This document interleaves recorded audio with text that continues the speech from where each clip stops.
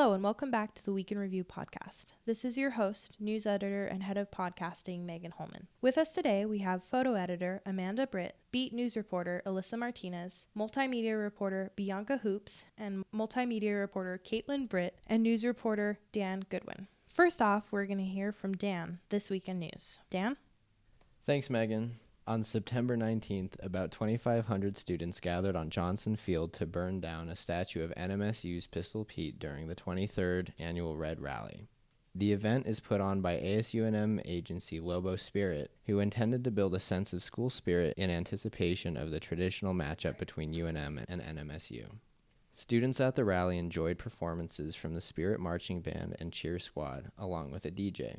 In between performances, University President Garnett Stokes, ASUNM President Adam Biederwolf, and several members of the Lobo football program gave remarks to energize the crowd. The Pistol Pete effigy was constructed over the course of several weeks through a largely volunteer-driven effort. The executive director of Lobo Spirit, Kaylee Maxson, says, quote, "Red Rally is only made possible by the blood, sweat, and countless hours dedicated by these individuals," unquote.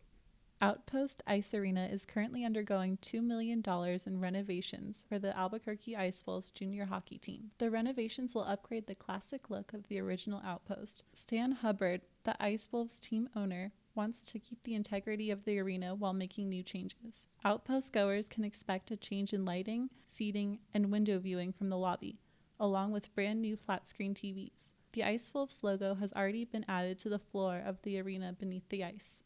Renovations are expected to be finished before the Ice Wolves host their first home game against the Odessa Jackalopes on September 27th. Now on to sports with Bianca and Caitlin. Thanks, Amanda. Sizzling meats hot on the grill. People of all ages busting moves on the dance floor. Laughter erupting around cornhole stations. This past Saturday, the 21st of September, was a morning to remember at the Lobo versus Aggie tailgating event. Every year, a huge crowd of Lobo and Aggie supporters alike gather on the South Lot before the biggest game of the season. Nearby, the UNM Marching Band performs their way down a row of tents and lifts spirits. For some, the event is a family tradition. One couple exchanged wedding vows underneath an arch of flowers during the tailgate. Others have been participating for over 20 years. The rivalry game and surrounding events are an opportunity to celebrate community and tradition through food, games, and music. Thank you, Caitlin. And now we're going to talk to Alyssa more about the Spirit Marching Band. For every great action, there's a song that encapsulates the energy.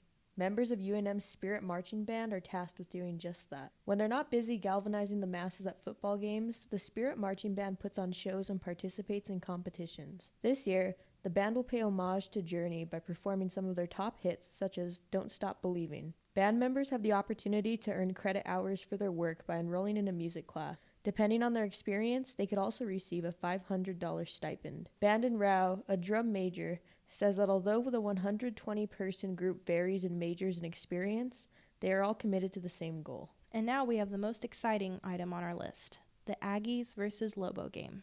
Bianca? This past weekend, the UNM football team battled our biggest rivals. The Lobos beat the Aggies just barely by a nail-biting 3 points, creating a score of 55-52. Within minutes of the game, UNM gained a touchdown through interception.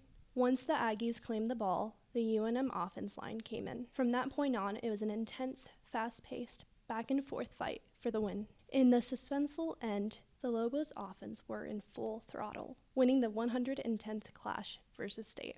Thanks, everybody, for tuning in to the Week in Review podcast. October is coming up, which means we have 2 new podcasts launching. Eating with Wolves, a food review podcast, and The Cactus, spooky, creepy, scary histories at UNM. As always, thank you from all of us at the Daily Lobo.